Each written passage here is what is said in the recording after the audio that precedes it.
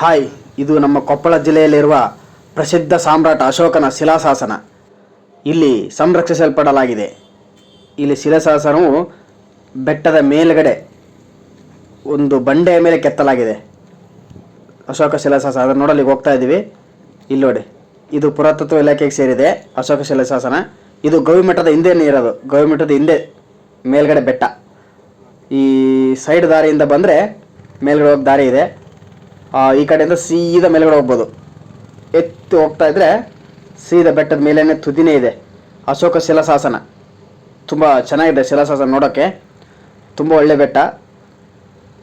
ಹತ್ತಿ ಹೋಗ್ತಾ ಇದ್ದೀವಿ, ಬನ್ನಿ ಹೋಗೋಣ, ನೋಡೋಣ. ನೋಡಿ, ಇಲ್ಲೇ ಗವಿ ಇದೆ.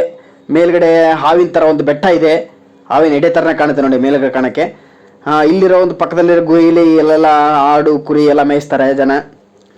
ಇಲ್ಲಿ ಬಂದು ಕೂತ್ಕೊಂಡು ವಿಶ್ರಾಂತಿ ತಗೋದ್ರೆ ಒಳಗಡೆ ದೊಡ್ಡ ಗುಹೆ ಥರ ಇದೆ.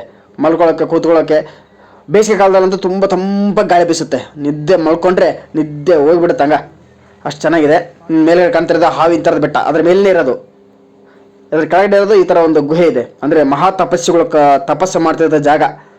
ಮೊದಲು ಗವಿಮಠದ ಸ್ವಾಮೀಜಿಗಳಾಗಲಿ, ದೊಡ್ಡ ದೊಡ್ಡ ತಪಸ್ಸುಗಳು ಸಾಧುಗಳು ತಪಸ್ಸು ಮಾಡ್ತಿದ್ದಂಥ ಜಾಗ ನೋಡಿ ಹೇಗಿದೆ. ಒಳಗಡೆ ನೋಡಿ ಹೇಗಿದೆ. ಒಳಗಡೆ ಒಬ್ಬರು ಒಂದು ಸಂಸಾರ ಮಾಡ್ಬೋದು. ಒಂದು ಫ್ಯಾಮಿಲಿ ಸಂಸಾರ ಮಾಡೋಷ್ಟು ಜಾಗ ಇದೆ. ಮಲ್ಕೊಳ್ಳೋಕ್ಕೆ ಎಷ್ಟು ಚೆನ್ನಾಗಿದೆ. ಅಲ್ಲ ಕುಂದ್ರಕ್ಕೆ, ತಪಸ್ಸು ಮಾಡೋಕ್ಕೆ. ಇಲ್ಲಿ ಬಸವಣ್ಣನ ಮೂರ್ತಿ ಇದೆ, ಮಡಿಕೆ ಇದೆ, ಪೂಜೆ ಮಾಡೋ ಸಾಮಾನು ಇಟ್ಟಿದ್ದಾರೆ. ಇಲ್ಲಿ ಪಕ್ಕದಲ್ಲಿ ನೀರು ಹೋಗೋಕ್ಕೆ, ಮಳೆ ನೀರು ಬೆಟ್ಟದಿಂದ ಹರಿಯೋದು ನೀರು ಸರಾಗ ಹೊರಡು ಹೋಗೋಕ್ಕೆ ದಾರಿ ಮಾಡಿದ್ದಾರೆ. ನೋಡಿ ಚೆನ್ನಾಗಿದೆ ದಾರಿ. ಯಾವುದೇ ಥರದ ಬಟ್ಟೆಗಳು ಇಡೋಕ್ಕಾಗಲಿ, ಏನೇ ಇಡೋಕ್ಕಾಗಲಿ ಚೆನ್ನಾಗಿದೆ ಒಳಗಡೆ. ಆದರೆ ಇದನ್ನ ಮೊದಲು ಉಪಯೋಗಿಸ್ತಿದ್ದು ಸಾಧು ಸಂತರು ತಪಸ್ಸು.